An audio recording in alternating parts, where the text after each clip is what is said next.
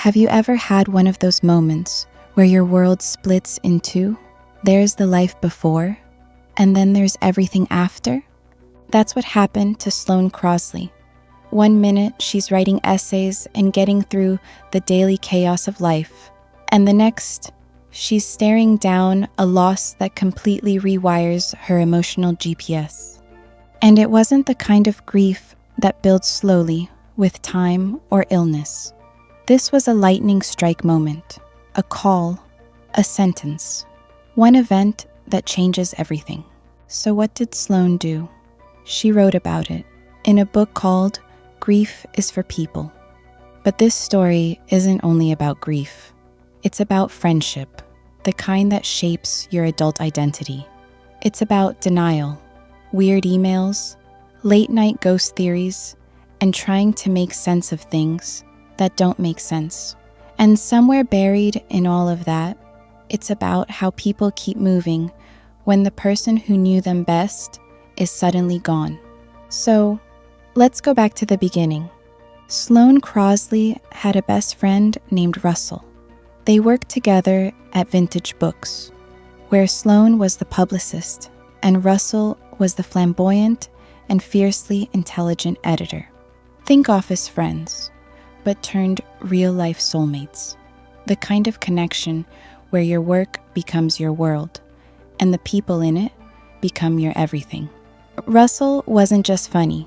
He was razor-sharp, snarky, and tender in the most unexpected ways. He wore designer clothes with a punk attitude. He could cut someone down with a sentence, then turn around and offer deep loyalty in the same breath. He was the person Sloane emailed first when something ridiculous happened. The one who made mundane things feel cinematic. Their friendship was rich, layered, and very much alive until it wasn't. Russell died by suicide. There's no easing into that. One day, he was there. The next, he wasn't. No warning, no goodbye. Just an absence so loud it practically had its own sound. And here's where the book hits like a punch in the stomach. Because Sloane doesn't give us a clean narrative with tidy healing and quotes about silver linings. She gives us what it actually feels like: confusion, numbness, guilt, and anger, and the absurdity of it all. She starts to question everything. How did she miss the signs? Was there a sign? Had he been trying to say goodbye in ways she didn't catch? And then there's the haunting detail. The last email he ever sent her. It was odd, even cryptic, but not alarming enough on its own.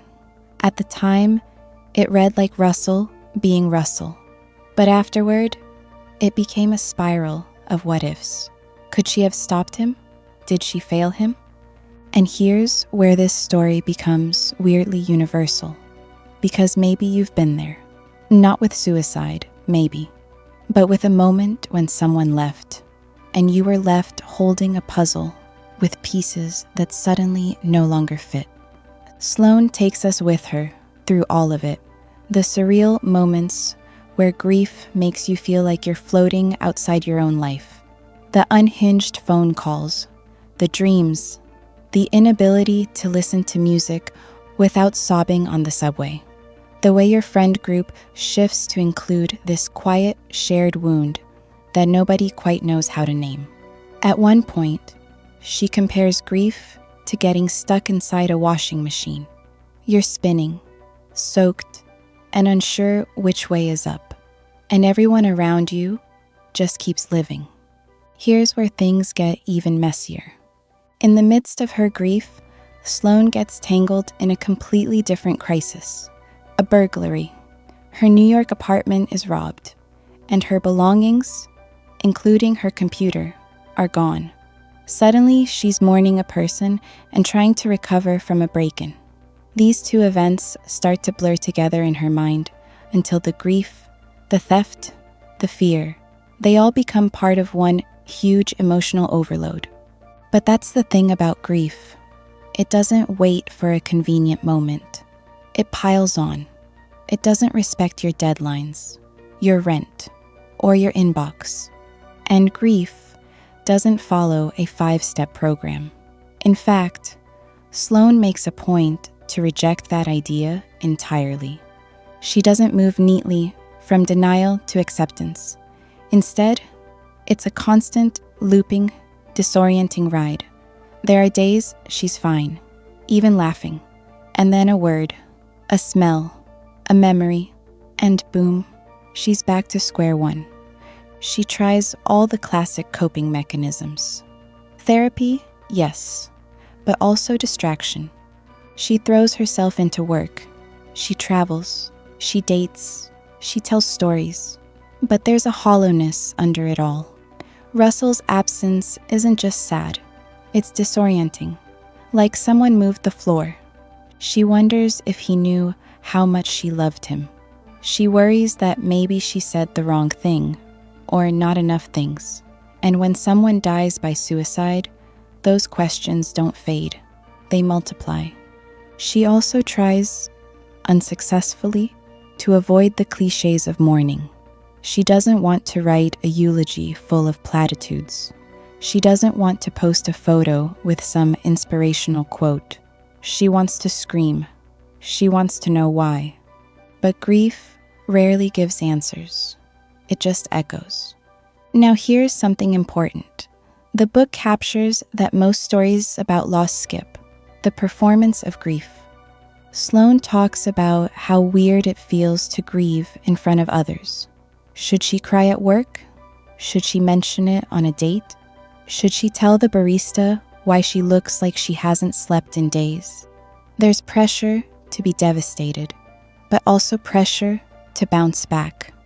At one point, she jokes about Googling how to grieve like a French woman, as if maybe, just maybe, there's a cooler, more composed version of mourning she can opt into.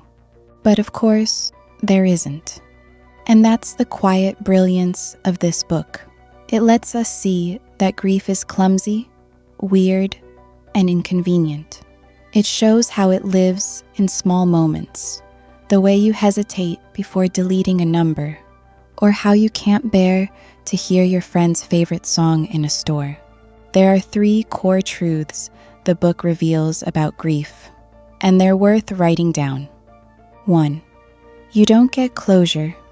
You get used to the echo. You learn to live with the unanswered questions. The "what did I miss?" and the "why him?"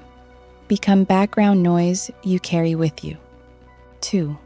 Your grief doesn't compete with anyone else's.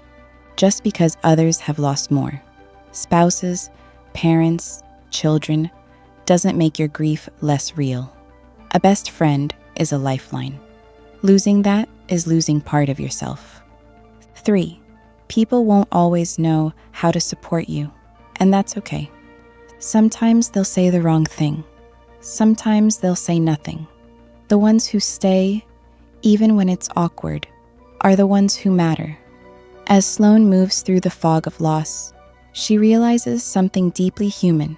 We grieve because we loved, and the deeper the bond, the stranger it feels to be the one left standing. Toward the end of the book, there's no grand resolution. There's no magical healing moment. But there is a shift, a moment when she accepts that Russell is part of her story now, not just as a character in the past, but as a force that shaped who she is and who she's becoming. And she starts to carry him with her, not just in sadness, but in the way she notices beauty, the way she cuts through awkwardness with wit, and the way she keeps showing up for the people still here. If you've ever lost someone unexpectedly, or loved someone so deeply that the idea of their absence feels impossible, this book will feel like someone is finally saying the quiet parts that you're thinking out loud. And maybe that's the most comforting part of all. So, have you ever experienced a friendship that changed your life? Or lost someone in a way that left you with more questions than answers? Let us know in the comments. We'd love to hear your story. If this video resonated with you, consider liking it or subscribing for more thought-provoking book breakdowns like this one. We've got more incredible stories coming soon. We'll see you in the next one.